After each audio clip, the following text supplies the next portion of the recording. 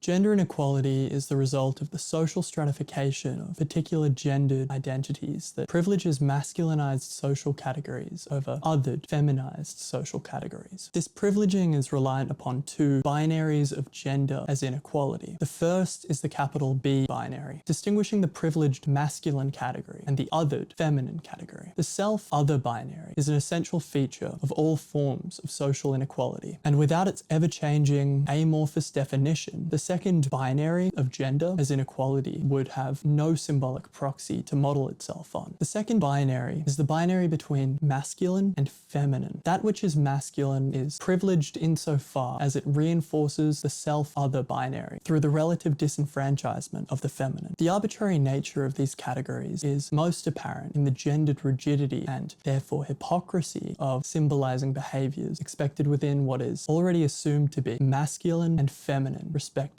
To be a good man is to be uncultured, volatile, aggressive, and dominant. To be a model wife, on the other hand, is to be meek, subservient, willing, and dominated. To be perceived by those around you, that is, to be perceived by the maintainers of the status quo, to be a masculine woman, is to be a child, playing at adulthood. To be seen as a feminine man is to be seen as the deranged eunuch. After all, why would any sane, productive member of society willingly choose to denigrate themselves in the costume of the feminine? I speak here with certainty about those individuals that can fall within the strictly malleable and binary categories of masculine and feminine, but I must acknowledge that these experiences, while deviant from the normative categorization, still lie within acceptable society. Know that the experiences of the visibly and invisibly gender non-conforming are outside the scope of the binary of gendered social inequality that we discuss today,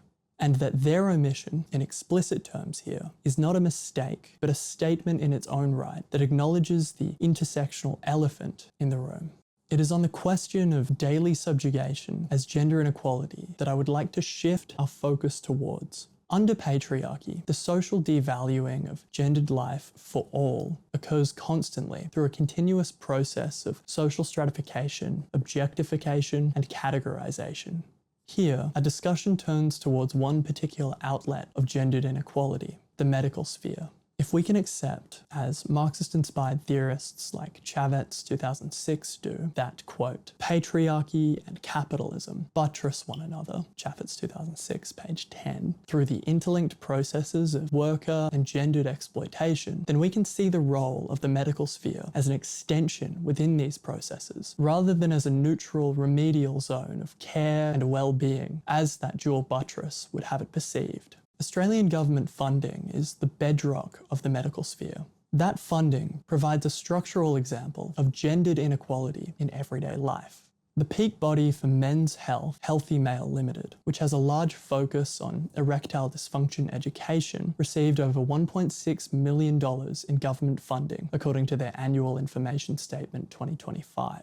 Despite the majority of their expenses being employee wages, around $910,000, split amongst 5.4 full-time equivalent staff, rather than all other expenses, which amounted to over $672,000. Comparatively, the peak body for endometriosis, Endometriosis Australia Limited, received over 200% more funding from donations, amounting to around $750,000, than it did from government funding, $292,000, over the same period, despite spending 159% more on grants and donations for endometriosis research, education, and outreach than on employee wages, which amounted to $415,921, split amongst just 5 full-time equivalent staff. Here, the ideology of inequality that underpins both capitalism and patriarchy is laid bare. To take the vulgar position of absolute utility seeking, it would be fair to argue that since ED does not technically impact the ability of men to produce sperm, according to a 2018 Men's Pharmacy article and dozens of research articles, and that endometriosis demonstrably impacts the overall health outcomes for women and their reproductive capacity, according to studies like Maggiore et al. 2021, 2024, the overwhelming majority of this bucket of funding should flow towards endometriosis research and advocacy, as opposed to the more cosmetic erectile dysfunction. But men are a protected category and are therefore materially cushioned through the funding of research, outreach, and education at the direct expense of the other categories of women and the feminine. Considering the structural and largely political focus of this presentation, it's only fair to point to possible structural and political challenges to gender inequality in the medical context. One avenue for change, based on the government funding focus of this presentation, would be to consider a cost-benefit analysis of the funding of each peak body, with reviews of internal efficiency being used to measure dollar-for-dollar service provision against the social and ideological need for the services provided by each peak body. Although such a change would serve to reinforce the dual buttress of patriarchy and capitalism that enabled the gender inequality to begin with, it may bring the implicit ideology of oppression into the light as an explicit acknowledgement of the hypocritical failure of that ideology, while certainly improving the short-term outcomes for Endometriosis Australia Limited, if only at the expense of Healthy Male Limited.